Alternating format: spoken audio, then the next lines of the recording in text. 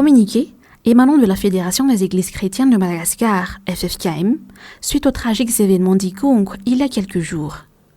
Dans ce communiqué, les 4 chefs d'église du FFKM font un constat amer de la vie sociale devant les difficultés quotidiennes que vit la majorité des Malgaches. Outre la cherté de la vie que chacun endure, il y a les actes de grand banditisme, les rapts et assassinats de toute une famille, d'un village comme ce qui s'était passé à Mbultarakeli, dans le district d'Ankasbé. Enlèvement des membres des couches sociales isolées et marginalisées, les vindictes populaires qui tentent à gagner du terrain, ce qui a entraîné une tuerie et causé des blessés graves, à ce qui s'ajoute l'insécurité récurrente. L'exemple d'Ikung illustre la méfiance du peuple à l'endroit des tenants du pouvoir, l'incompréhension dans l'arène politique qui ne fait qu'attiser la zizanie à travers les réseaux sociaux et les masses médias. Les églises membres du FFKM réaffirment que la privation de vie et la vérité de créer des troubles au sein de la vie sociale est contraire à la loi divine. Aussi, dans son communiqué, le FFKM réconforte et prie pour les familles victimes. Devant cet état des lieux, le missive qu'a lancé le FFKM appelle la grande famille du FFKM à aider les victimes, la population et les autorités d'arrêter tout acte de violence et de fournir des efforts pour respecter la sérénité. Les autorités hiérarchiques de faire preuve de transparence pour regagner la confiance du peuple. Le FFKM réitère dans son appel du 17 juillet 2022 sur la nécessité d'une concertation entre les tenants du pouvoir et les forces vives de la nation pour discuter au fond les problèmes et par la suite de trouver ensemble des solutions permanentes. Enfin, dans sa missive, le FFKM appelle les chrétiens à une introspection selon la Sainte Écriture Amos, chapitre 5, verset 13. Voilà pourquoi, en des temps comme ceux-ci, le sage se tait, car ces temps sont mauvais. Demandez pardon à Dieu et prêchez la bonne parole. Les 4 chefs d'église membres du FFKM terminent leur communiqué par une citation dans les Épîtres aux Hébreux, chapitre 12, verset 12. Fortifiez donc vos mains, languissantes, et vos genoux affaiblis. Toujours sur les événements sanglants d'Ikiungu, l'Union européenne a fait une déclaration sur les récents événements qui se sont produits à Ikiungu. Une déclaration à travers la porte-parole pour les affaires étrangères et la politique de sécurité du service européen pour l'action extérieure. Nous citons: l'Union européenne exprime sa forte préoccupation suite aux confrontations entre la gendarmerie et la population à Ikiungu le 29 août dernier. Elle condamne l'usage excessif de la force ayant mené à la mort d'une vingtaine de personnes et appelle une enquête indépendante afin d'établir les faits et traduire en justice toute personne ayant enfreint la loi.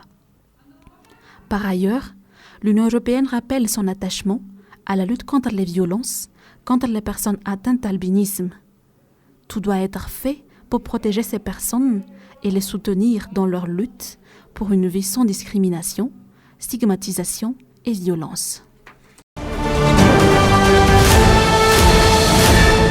Brunella Razavtsandjouf, le député d'Ikiungu, exige que la vérité soit établie afin que le responsable de ce terrible massacre à Ikiungu soit puni.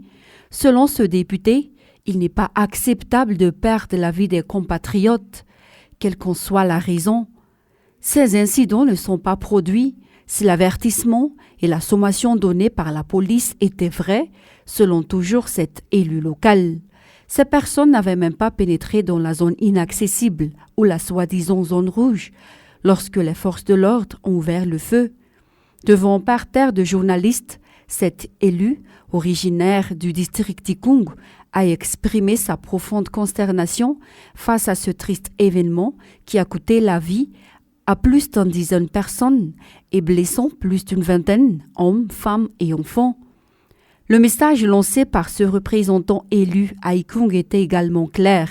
Au vu de l'attitude du gouvernement, aujourd'hui, Ikiungu a été complètement marginalisé depuis la mise en place de ce gouvernement. Mais quand il est dans un état misère comme celui-ci, le gouvernement fait semblant de le visiter. Ce représentant demande également une enquête parlementaire Diligenté par l'Assemblée nationale à ce sujet, il y a également eu une plainte envoyée par ce représentant au niveau des instances gouvernementales qui s'occupent de la défense des droits de l'homme à Madagascar et au niveau international. Il a par la suite insisté les victimes n'ont pas encore franchi la zone rouge alors que les forces de l'ordre ont déjà utilisé leurs armes, raison pour laquelle la plupart des victimes et blessés ont reçu les balles en pleine poitrine. En plus, l'évacuation des blessés ont pris du retard à cause de l'isolement de ce district, faute d'infrastructures routières adéquates. Il a déclaré que de tels actes ne sont pas permis, surtout face à des civils, une population qui n'a que d'armes blanches. L'équilibre des forces ne sont pas proportionnels, déclare encore cet élu originaire de la région de Fitvnanj, d'où sa demande d'une enquête parlementaire pour faire de la lumière sur cette triste affaire. Selon la statistique de l'Instat, dans le 3e recensement général de la population et de l'habitat, ou RGPAS3 d'août 2022, le taux de précarité de la population urbaine et du ménage est de 13%. Ce chiffre confirme la galère que vivent les citoyens dans plusieurs milieux de la grande ville, comme Antananarivo.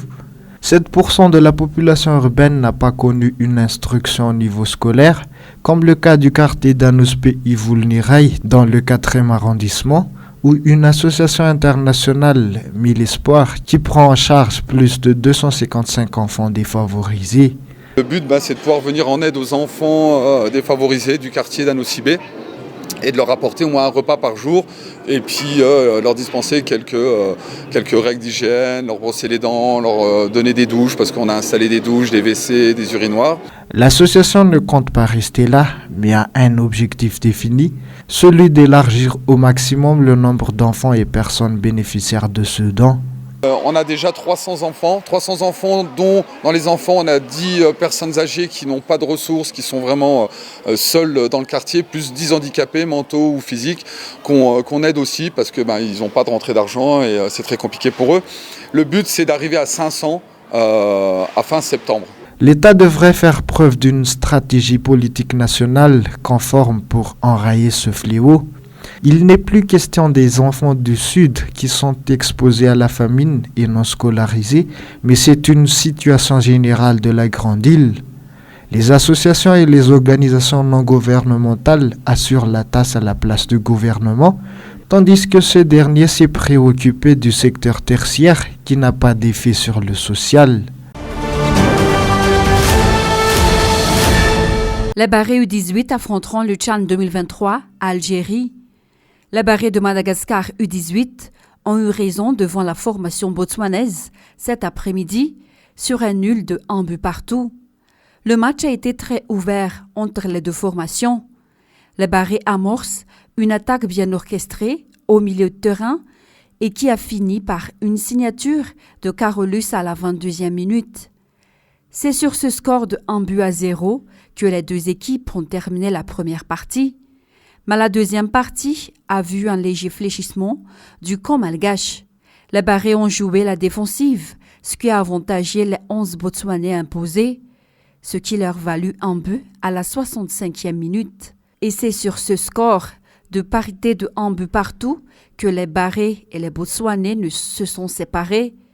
Par contre, ce score a avantagé les Barrés de Madagascar d'accéder aux phases finales de la Coupe d'Afrique des Nations Unies des moins de 18 ans qui auront lieu en Algérie en 2023.